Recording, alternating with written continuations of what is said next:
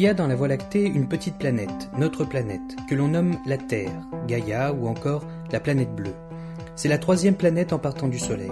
Elle tourne autour de cette étoile en 365,26 jours et sur elle-même en 23 heures, 56 minutes et 4 secondes. C'est une sphère approximative de 6371 km de rayon et 1000 milliards de km cubes. Elle a une atmosphère composée à 78% d'azote, 21% d'oxygène et 1% de gaz divers comme l'argon, le dioxyde de carbone ou l'hélium. Sa surface de 510 067 420 km² est recouverte à 70% d'océans.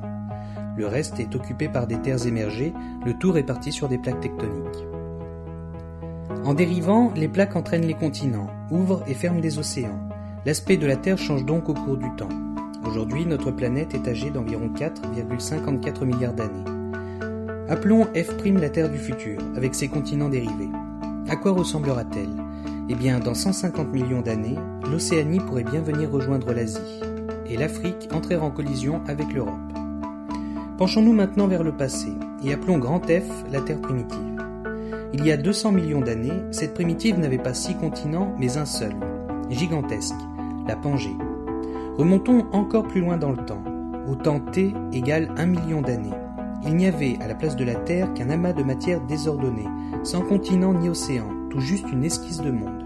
Et bien avant encore, il y a 13,7 milliards d'années, juste avant le Big Bang, il n'y avait rien. Même pas un brouillon, même pas un zéro. Juste rien.